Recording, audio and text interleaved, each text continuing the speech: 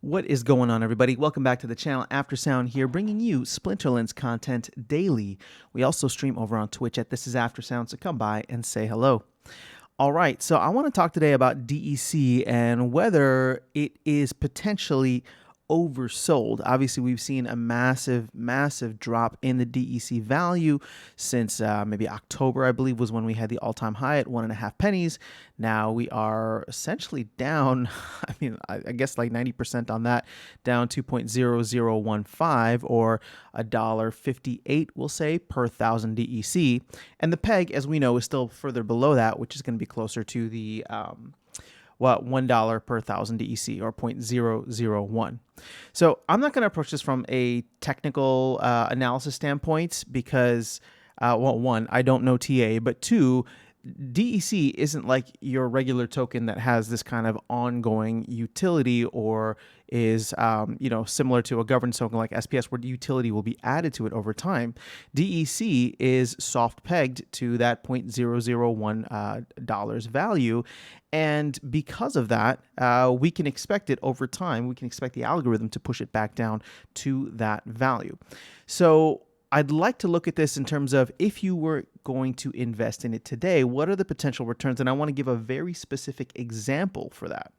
So this is going to be in the context. You guys know that I like to use the $100 example, right? So if you're going to put $100 in, this is using, so it's taking a couple of assumptions in. So you're taking $100 and you have two options that you are choosing between. And I'm specifically choosing these two options because I think it's important to recognize where the opportunity cost could be. Sure, you could invest in cards, you could invest in SPS, but I'm not going to be looking at those. You can make those decisions on your own. Right now, because we expect DEC to not only go back down to its peg, but actually potentially go below its peg. And one of the ways that the team is going to combat this is by offering packs for 4,000 DEC, in addition to 4,000 credits if you want to pay that way, means that DEC kind of has a floor at its peg 0.001 if you are willing to put that money towards buying packs, right? If you're willing to put that DEC towards buying packs. So let's just go ahead and take a quick look at some numbers here.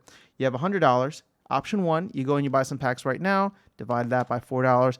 You walk away with 25 packs, of which you would have 25 packs. And then actually, I'm going to go back here.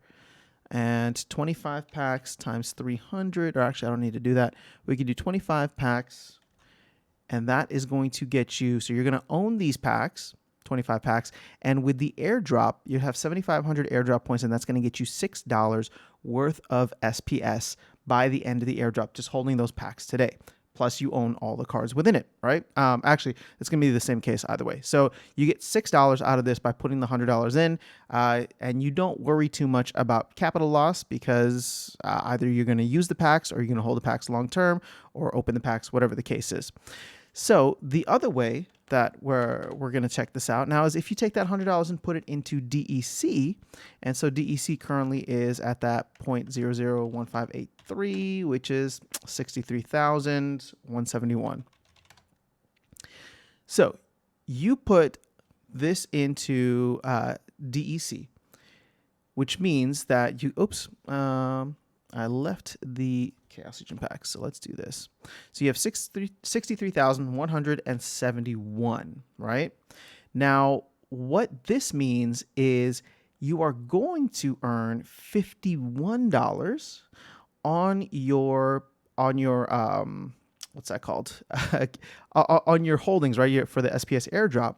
But at the end of the airdrop, you'll still have your 63,000 airdrop points. And at that point in time, I'm sorry, not 63,000 airdrop points. You'd have your 63,000 DEC if you wanted to buy packs at hopefully what the stable rate will be, which will be that 4,000 DEC. You're going to come away with, well, we got to round down because you can't have a fraction of a pack. So you'll come away with 15 packs here. But you'll also have $51 in SPS if SPS remains the same. And that $51 comes out to another 12 packs, right? So what, 51 divided by 4? So you technically come out a little bit ahead here. Well, actually no, because I wasn't considering in the SPS that you get from the the SPS that you would get from the airdrop for holding packs. So from a dollar perspective, you come out slightly ahead holding packs, but from an SPS perspective, you come out holding way more SPS in this version. And so if you believe in SPS going higher or having more potential, or you want to be holding more SPS in the long run, then sure, you're sacrificing maybe a couple of dollars of value here, assuming, right, the stable peg of DEC, that you'll be able to buy it for packs. But you end up with a lot more SPS because of that. And keep in mind, SPS is like what, less than, or it's about 10 cents right now. If you believe in it long term and you come away with more, granted, at the end of the day, or at the end of the airdrop, you may have a little less from a dollar value perspective, but you do have a lot more from an SPS perspective. So just something to think about. Again, there's no right or wrong answers here, but thinking about it in this way, at least for me, has made DEC a little bit more appealing, right? And it's not like, ooh, am I going to ape into DEC with a ton of money? And that's not what I'm going to do, because I think you should be, or at least I am, concerned about capital loss. So at the end of the day, when I look at something like this and say, you know what, it's one of those things where, like, if you're not concerned with capital loss, I feel like everybody should be. Like, you should only be investing in something that you think is going to go down in value if there's a way to benefit from it. And that's what I'm trying to point out with DEC right now, is that there is still a huge benefit that you can get from it just with this, right? So if we go back to, you get almost 500 SPS tokens from there, and then with this, you're only going to get 59. So you're almost getting a 10x in overall SPS tokens that you'll be holding by the end of the airdrop if you go in with DEC. So again, I'm not talking about taking like random funds and putting it into DEC. That you can do at your own risk, and hopefully you'll understand the cost benefit analysis there.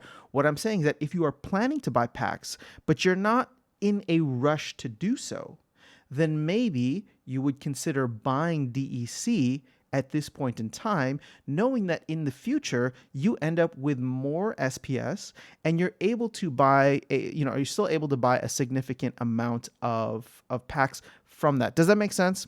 So just something to think about. And again, my numbers are rough here, and if my logic is off, I apologize. It's one of those things where I'm still trying to wrap my head around both of these, but I wanted to present both scenarios because, again, I don't think that there's necessarily a wrong answer here in terms of overall value that you get.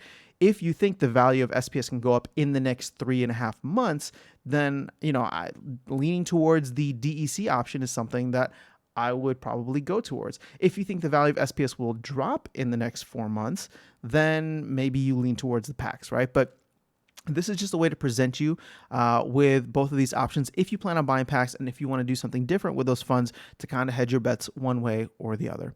So let me know your thoughts in the comments below. I will catch you all in the next video, and I will see you around the game. Take care.